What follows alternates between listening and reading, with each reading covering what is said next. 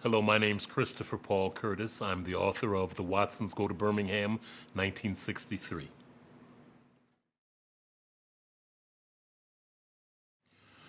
When I was writing the book, I had no idea that anybody except for me and my mother would read it.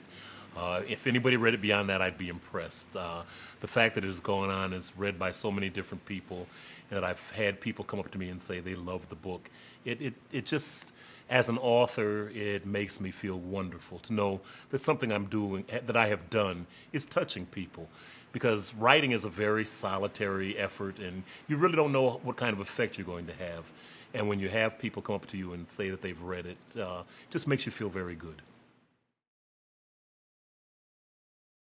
Lois Lowry's definition of a good adaptation of a children's book to film is that it has to have the spirit of the book.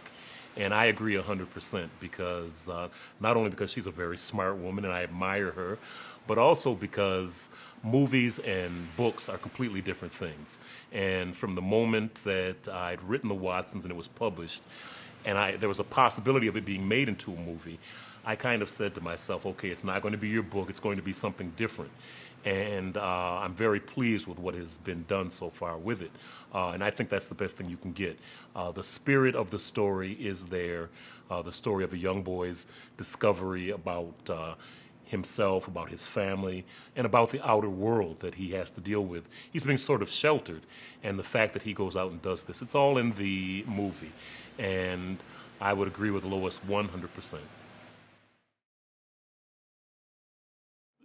Making a movie is a very, very different thing than writing a book. As an author, I have hundreds of pages I can go through. A script for a movie is probably 80 to 100 pages. So there are a lot of things that have to be cut. And some of the time, people's favorite scenes from a book are cut. Going back to Lois Lowry and what she had said, the spirit of the book is there in the movie. And the way they have pulled it all together, I think.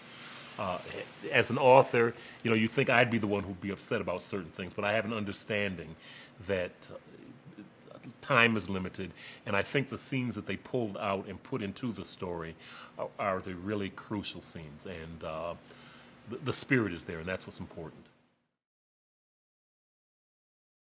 One of the lines that I wrote in The Watsons Go to Birmingham is there's a kind of magic in all of us.